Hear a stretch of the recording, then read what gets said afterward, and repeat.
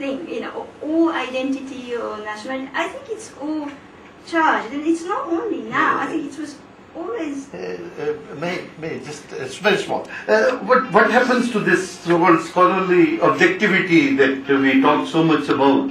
If you're so obsessed about phenomena around. Yeah, that's precisely that. I think that's precisely what Maya said in her paper. We were not, clean from any political agenda or anything. Don't go away.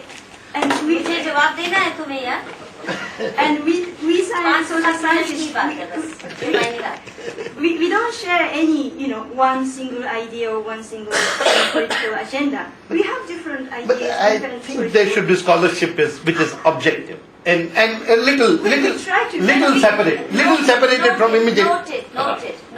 Vijay. I'm not a scholar and a lapsed activist, so I don't know from what vantage point to make my observations, but whatever they are worth. I want to comment as participant in a phenomenon which is taking shape for us as Indians in present times, defining our religiosity. And the way first day presentations went on, I felt so deeply part of it in a very, very humble way and not in an arrogant way, especially your presentation and before you Shankaracharyaji's presentation, when he just needed one sentence to say, I'm not a Hindu.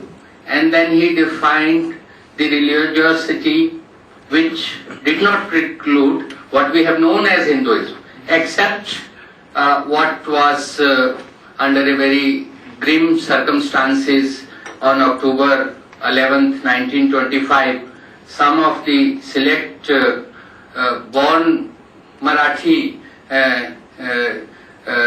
Chitpavan Brahmin Hedgewar founded one political sect of Hinduism which has nothing to do with religiosity, and I felt very empowered that all the religious people who came to this workshop spoke on the religiosity, and some directly and some alludingly made it very clear that they do not belong to a kind of stake which very clearly enunciated principles.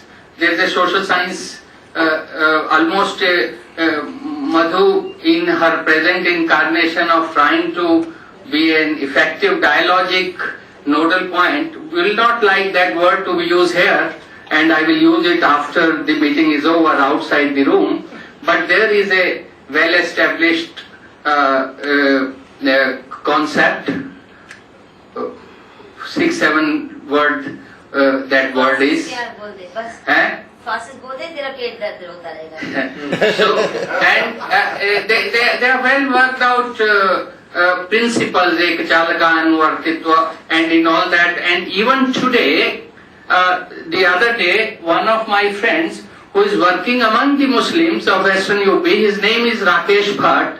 He is a born Brahmin. He spent for 52 months in an Iranian jail under the charge of blasphemy, because he said all the scriptural holy books are the same in a sense. He said by Holy Quran and Gita are the same in their essence. So for that crime, he was in jail for 52 months in Iranian jail. He was taken to the gallows several times just to know what he was doing outside against Islam and all that. Somehow he was released, and for the crime of working among poor, it was not liked by the RSS, so they invited him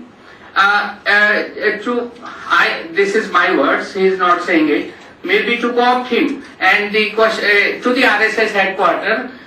For 3 days he was there, and they discussed how to bring Muslims in mainstream, and after he came back, what he writes is, I like to share, if I can find his SMS, or maybe I just say in 2 lines, that the kind of airy atmosphere in that headquarter is the same as incidentally you said Islam में वो फर्क नहीं किया जाता.